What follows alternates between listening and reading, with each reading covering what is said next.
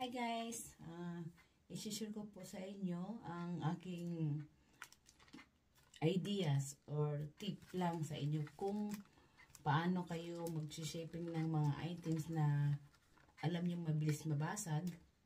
So ito po yung idea ko, i-share ko lang baka makatulong sa inyo. So lagi po ako nagpapadala ng international, tapos mga babasagin po yung mga pinapadala ko guys. Very sensitive. So, ang ginagawa ko, nakahanap ako ng idea para hindi masyadong maraming gagastos ka ng mga bubble wrap, lalagyan pa ng newspaper, maraming ka pang gagastos at bibigat lang yung box mo. So, ang pinakamadali para na wala ka masyadong wala ka masyadong magamit na bubble wrap. So, alam mo yung mga tissue, toilet paper, yung sa tissue niya, yung sa gitna niya, yung ganito. So, ito. Inipon ko to siya, guys. Tapos, hindi ko siya itapon kasi makapal siya. Oh. Kahit diinan siya, hindiin siya ibabaw. Ayan. So, ito. So, ito ang ginagamit ko para hindi ako gagamit ng bubble wrap kasi mahal. Tapos, ito siya naman, free lang naman siya eh. Yung insin na itatapon mo, ito na gagamitin mo. So, ito yung ginawa ko. So, yan. So, hindi na siya maano. So, ito lang, lalo na ganito, nakabalot yung candles mo. Ganyan. Kasi minsan mga pangregalo. Ganito siya. Wala isang cover siya, diba? So, lalo na lang yung sarili. Minsan masisira guys eh. So, ibabalot mo siya dito kasi para hindi masira yung cover niya kasi maganda siya. Pwede siya i-display mo. Pwede mo rin siya panggalin. So, ibalot mo siya na plastic o kahit anong plastic na lang na pang pwedeng ibalot. Huwag na yung makapal kasi baka hindi papasok dito. So, ginanito ko siya.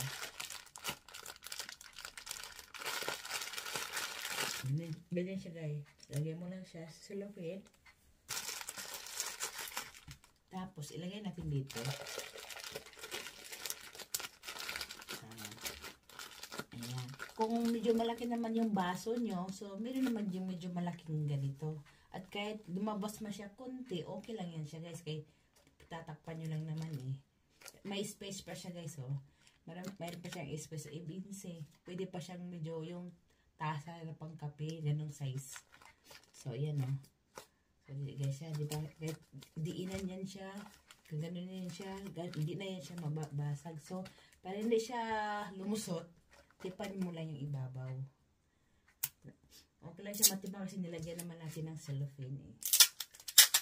So, ganyan mo lang siya. Huwag mo na siyang lagyan ng papel or something kasi lalo siyang bibigat. Ganito lang siya. Okay na yan siya, guys. Ganyan na siya. Ganyan na siya. Okay na yan siya.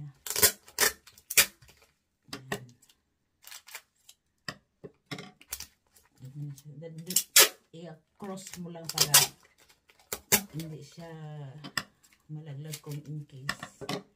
Baka kasi yung tanggal ng box battery. So, laglag agad. Yan. Cross mo lang siya. Para maka ka sa bigat ng guys. Lang naman to siya guys eh. Wala pa siyang napakagaan lang niya. Ganito kakapal, napakagaan lang niya.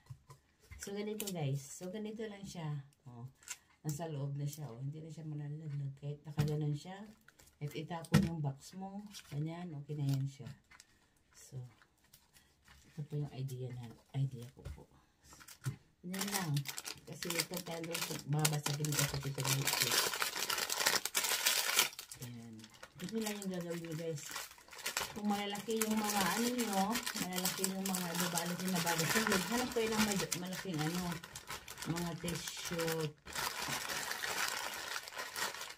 Yung nasa gitna. Ayan. Okay. Ipunin nyo lang. Kasi itatapon nyo, magagamit nyo. Yung sa mga po, nag-shaping po. Nagtitikpe yan. Ganun yung pang gawin nyo. Makasave pa kayo. Hindi kayo bibili ng bubble wrap. Kasi, kung babasagin kasi maraming bubble wrap ang magagamit eh. Diba? bubble wrap yung ano ko tapos nababasag pa rin siya.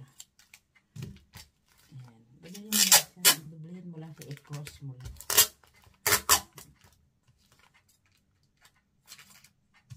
Ayan po guys.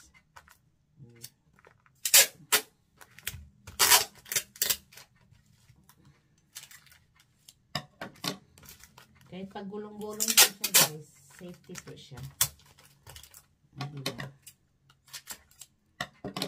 Hindi kayo mag-alala sa ano, ito kasi magaan lang siya ito. So ganyan ito po. So ganyan. Ganyan po yung idea ko para hindi po mabasag ang iyong mga fragile na papadala pang shipping, lalo na pag America, States, mahabang ano yun, mahabang biyahe, ilang plane po ang anuhan, sasakyan, lalo na pag nasa mga island. Ito siya guys, i-deliver to siya sa Virgin Island. At malayo siya, 2 plane pa siya kasi island eh. So, ganito, safety siya kahit 2 plane, itatapon yung box, mahuhulog.